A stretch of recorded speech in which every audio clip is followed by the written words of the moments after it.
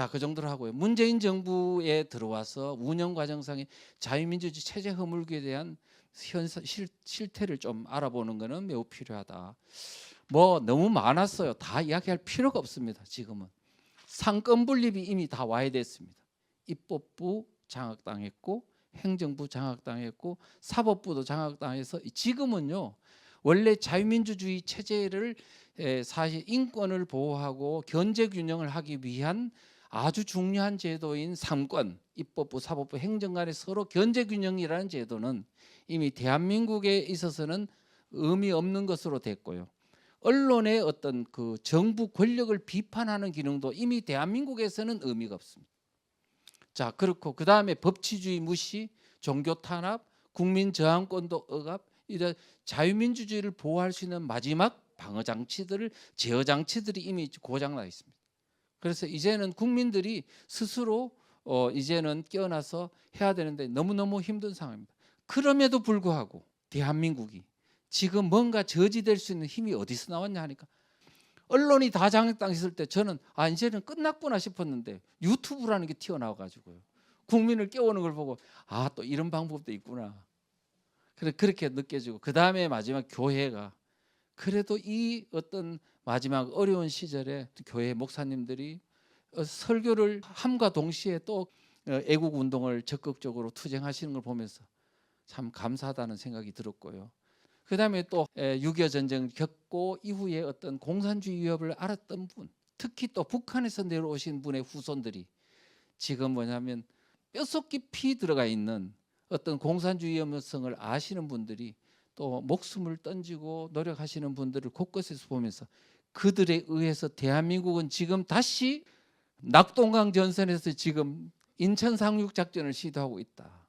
그래서 우리가 지금 낭망할 상황이 아니고 이제는 우리는 다시 역전을 위해서 노력해야 될 상황이다. 이렇게 이제 말씀드립니다. 그래서 어쨌든 지금 현재는요, 여러분 보십시오. 일본은 1년에 법이 몇 개 바뀌냐면 한 30개 정도가 바뀐다고 합니다. 그런데 대한민국은 문재인 정부가 들어서고요, 지금 4년 얼마 만에 법이 몇 개나 제정됐느냐 하니까 3,800개쯤 됩니다. 그런데 지금 대기하고 있는 법률 통과시키려고 발의된 법률이 몇 개냐면 8,000개입니다. 그 법률 하나하나가요 치명적이에요. 그중에 한 개가 차별금지법 같은 겁니다. 주민자치기본법 같은 겁니다. 이런 한 개만 통과시켜도요, 대한민국 하부 구조가 무너지는 이 법률이 지금 몇 개, 3,800개가 통과됐다고요. 대기하고 있는 게 8,000개라고요. 그런데 우리 국민들은 지금 자유민주주의 체제가 지켜주는 줄 안다는 거예요. 홍콩은요, 2019년도에 700만 명 중에 200만 명이 거리로 뛰쳐나왔습니다. 이유는 송환법이라는 법률 한계 때문에 우리의 권익이 침해된다 해가지고 뛰쳐나왔다고. 우리는 3,800개가 통과되가 이제는 대한민국이 이미 칼밥을 있잖아요. 3,800군데나 찔렸다고요. 이제는 정상적으로 회복하기 힘들 상황인지도 이미 이르렀는데도 아직 우리는 자유민주주의 체제가 지금 유지되고 있는 거로 생각하는 것은 대한민국 국민들이 지금 얼마나 민주주의 체제에 대한 이런 사상적 이해가 얼마나 없는지를 상징적으로 나타내주는 대목이라고 볼 수 있습니다.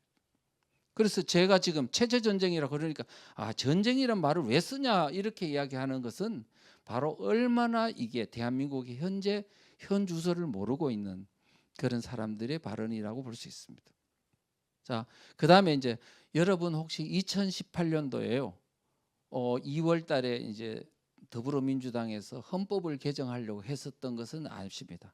그래서 이제 그때 기독교계에서 헌법을 분석해서 이 법 악법이다 해서 이제 이 저지해가지고 사실은 겨우 막혀졌는데요.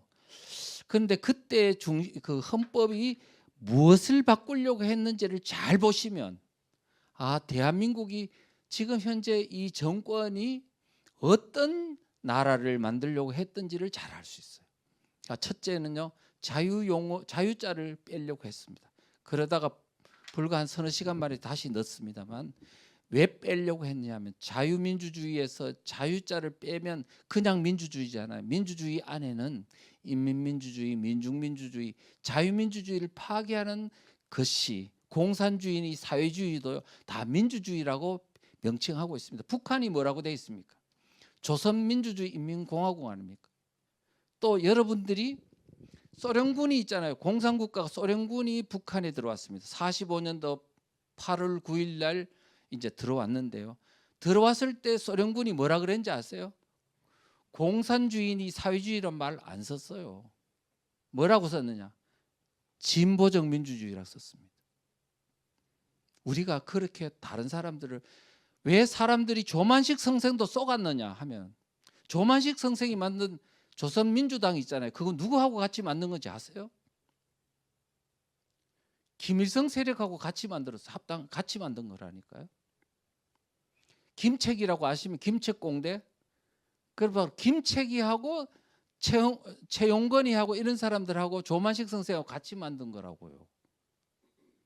우리가 그런 걸 생각해 보면 조만식 선생조차도요, 공산주의인지 아닌지 헷갈려 가지고 그렇게 당했다는 사실을 알면 우리가 지금 얼마나 이게 판단하기 어려운 부분인지 우리가 잘 알 수 있습니다. 두 번째는요, 기본권 향유 주체를 국민에서 사람으로 바꿨어요. 국민, 헌법에서는 다 국민이 신체의 자유를 가진다, 양심의 자유를 가진다, 학문의 자유를 가진다 했지 않습니까? 우리 다. 그런데 그거를 사람으로 바꿨더라고요. 사람으로 바꾸면 외국인도 대한민국 헌법에 기본권을 향유할 수 있다는 얘기가 되잖아요. 나는 정말 그게 이해가 안 됐거든요. 근데 지금은 이해했습니다. 아, 이 사람들이 왜 외국인을 기본권 향유 주체를 했는지 알겠어요. 이제 읍면동에도요, 주민자치에다가 외국인을 주민자치에 소위 말하면 주민총회나 주민자치에 활동할 수 있도록 주민권을 부여하는 걸 보니까 아, 그렇구나. 조선족을 이제 대한민국의 국민으로 집어넣으려고 하는구나. 외국인도 집어넣으려고 하는구나. 이유는 자유민주주의를 믿는 사람들을 자꾸 외국으로 이제 몰아내고 사회주의의 우호적인 인식을 가진 사람을 대한민국 하부 구조로 인종을 구조를 바꾸려고 하는구나. 무섭지 않습니까? 지금 이 거대한 어떤 그 쓰나미와 같은 시도들은 지금 우리가 그걸 알고 대응하지 않으면 절대 그들하고 싸워서 이길 수 없다. 그리고 우리가 지금 단순하게 선거에 이기면 된다는 이런 아주 그냥 좀 단순한 생각을 가지고는 절대로 그들 세력과 싸워서 이길 수 없다. 이런 말씀을 드릴 수 있습니다. 그 다음에는 이제 성별 장애 등 차별 금지 조항도 이미 헌법에 했어요. 그래서 차별 금지법에 나오는 내용들이 이미 그 헌법적 근거가 여기에 있었고요. 양심의 자유를 사상의 자유로 바꿨습니다. 사상의 자유하고 양심의 자유는 틀리잖아요. 그런데 사상의 자유를 규정하게 되는 순간 헌법이 통과됐더라면 이제는 공산주의, 사회주의, 주체 사상과 같은 그러한 반체제, 반자유민주주의적인 사상이 이제는 헌법의 보호를 받는 게 되는 순간 대한민국은 바로 끝장나고 국가보안법은 그냥 그 즉시 효력이 정지됩니다.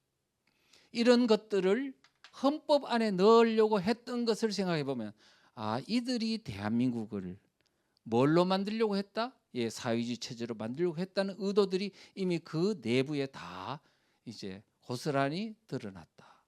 그래서 우리가 지금 사회주의 체제로 바꾸려고 한다는 것을 인정하지 못하겠다 하는 사람들은 이미 너무나 그는 그런 데 대한 무지하거나 아니면 그들과 한편이거나 이렇게밖에 볼 수가 없다는 겁니다. 추미애 장관도 그랬어요. 추미애 장관도 2010년 정권, 그러니까 문재인 정부가 들어선 지 불과 한 3개월 만에 9월 달에 추미애 그때 민주당 대표였던 사람이 발언이 이런 말을 했어요. 토지세를 높여 지주들이 땅을 팔도록 유도하고 이를 국가가 사들이는 방향으로 가는 것이 바람직하다. 사용권은 인민에게 주되, 인민이라는 말을 썼습니다. 사용권은 인민에게 주되 소유권은 국가가 갖는 중국식 토지 제도가 타당하다. 그러면 지금 토지 소유권을 국가가 다 갖겠다고 하면 어떤 방법으로 가능할까요? 이 대한민국에 있는 토지를 다 국가가 소유권을 갖겠다. 일반 인민들은 뭐냐면 사용권만 갖도록 하려면 아마 이런 데 엄청난 피를 흘려야 될 겁니다. 우리가 이런 거를 당 대표였던 사람이 버젓이 말할 정도였다면 이거는 뭐냐면 이제는 사상을 숨기지 않고 드러냈다는 의미에서, 그런데 우리가 그게 정권 초기잖아요. 그런데도 불구하고 우리는 거기에 대해서 자유민주주의가 지켜지리라고 믿었다는 것은 너무나 우리가 너무 낭만적으로 생각하거나 무지한 탓이 아닌가 이렇게 생각이 들고요. 자, 그다음에 그러면 위에 상권 분립이 어쩌니 또는 토지제도가 어쩌니, 이거는 전국 단위의 어떤 문제라면 제가 주민자치기본법을 통해서 제가 알리려고 했던 거는 3,491개 읍면동에서도 사회주의 지금 체제로 바뀌고 있다는 것을 알리려고 했던 겁니다. 제가 그랬어요. 주민자치기본법 책 만들고 여러분 이제는 중앙만 바라보지 마십시오. 마을이 위험합니다. 마을을 바라보세요. 대한민국의 하부 구조가 무너지고 있습니다. 그랬더니 많은 분들이 진짜 앞에 계속 정당만 바라보면서 이렇게 있던 국민들이 마을을 보니까 진짜 심각하거든요. 그래서 많은 분들이 이제 세계관이 바뀌었습니다. 지금 우리가 이런 어떤 상부와 하부가 통째로 지금 여기저기서 지금 체제가 넘어가고 있는 징후들이 나타나고 있다. 결국 3,491개 읍면동이 지금 사회주의형 열차를 탑승했다. 그 탑승했다고 보는 그 증거들은 여러 가지가 있는데 그중에 가장 중요한 거는 문재인 정부가 이 읍면동을 사회주의 체제로 바꾸려고 하는 그 주도 세력들, 이 사람들이 기본적인 사상적 지향성이 사회주의 지향성을 갖고 있기 때문에 그렇다는 건 제가 말씀드렸고, 또 마을 활동가들의 생각들이 바로 자본주의 대안 모델로 읍면동 마을 공동체 사업을 하고 있다는 것도 제가 말씀드렸고, 베네수엘라의 자치의 모델, 이게 차베스의 사회주의 독재 체제를 구축하기 위한 하나의 방편으로 했던 것도 지금 이제 열심히 연구한 결과 지금 이렇게 되고 있다는 것, 또는 마포 성미산 마을에서 일어나고 있는 사회주의 공동체 모델이 이제 전국적으로 확산된 그 토대 위에 지금 읍면동 주민자치회가 만들어지고 있다는 것도 제가 말씀을 드렸습니다. 그리고 읍면동에 이제 가짜 주민들, 민노총, 정교조 같은 좌파 단체들이 이제 읍면동의 세부 조직을, 하부 조직을 만들어서 이제 실제적으로 마을에 이제 관여권을 하게 된다는 것도 제가 말씀드렸습니다. 그래서 이제 우리가 마을 공동체와 지역 사회의 변혁을 위한 이제 이런 어떤 그 주민자치가 만들어지는데, 지금요 많은 사람들이, 제가 사상을 아는 사람들도 제가요 주민자치기본법 공산화의 길목이라는 책을 쓰고 났더니 이런 말을 하더라고. 아니 이 사람이 지금 주민자치기본법을 보니까 전부 다 분권적이더라. 읍면동한테 예산도 많이 준다, 권한도 많이 준다, 이렇게 다 분권을 시키고 있는데 이 분권적인 주민자치기본법을 보고 마치 매우 집권적인 공산화의 길목이라는 식으로 해가지고 설명을, 책을 썼다. 그러니까 이 이희천이라는 사람은 공산주의에 대한 본질을 잘 모르는 사람이다, 이렇게 비판을 하더라고요. 그런데 사실은 저는 뭐냐면 그 부분적으로 분권화를 하는데 쏙지 말고 그 반드시 이 분권화 이후에 집권적인 어떤 시스템을 맞출 거라고 내가 생각했어요. 아니나 다를까 지금 보니까요 각종 지금 이런 집권화하는 단체들의 조직들을 만들고 있는 게 사실로 드러났습니다. 여러 사람이 있지만 서영교라는 사람이 더불어민주당 행안위 위원장인데, 이 양반이 한 마을 공동체 및 지역사회 혁신 활성화 기본 법안에 보면 이제 자치단체별로 혁신위원 그 외부의 지역위원회를 설치하고, 그다음 읍면동에 있는 주민자치회들을 견인할 수 있는 조직을 두고, 행안부 장관 밑에 전국을 통제할 수 있는 조직을 두고 있는 게 사실로 드러났습니다. 그 다음에 이제 모든 주민들의 정보를 수집해가 컨트롤할 수 있는 시스템 구축하고 있는 걸로 드러났습니다. 진선미 의원이라고 여기서는 마을 공동체 종합 정보 지원 시스템을 구축하는 법안을 발의했습니다. 그 법안 중에 이런 내용이 있고요. 또 서영교 의원이 발의한 법안에도 행안부 장관이 종합 정보 시스템을 구축 운영하도록 해두었습니다. 그러니까 말하자면은 3,491개 읍면동에 있는 모든 그 분권화된 주민자치회를 그 주민들을 전부 다 직권적으로 정보를 통제할 수 있는 시스템을 외곽에 이렇게 정보 시스템을 구축하고 있었다는 거예요. 말하자면은요, 주민들이 앞으로요 주민자치에서 정보를 수집해. 또 여러분 자치경찰제 들어보셨죠? 경찰이 주민들의 정보를 수집해.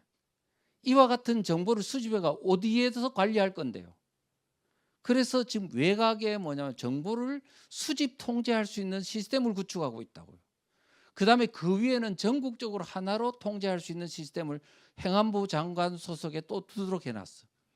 그러니까 앞으로는 이제 대한민국에 있는 모든 주민들의 정보를 민간 정보를 통제 관리할 수 있는 시스템을 이렇게 구축하고 있는 건 뭐 이른바 이제 속된 말로 이야기하면 주민들 정보를 관리할 수 있는 민간 국정을 새로 만든다고 보시면 됩니다.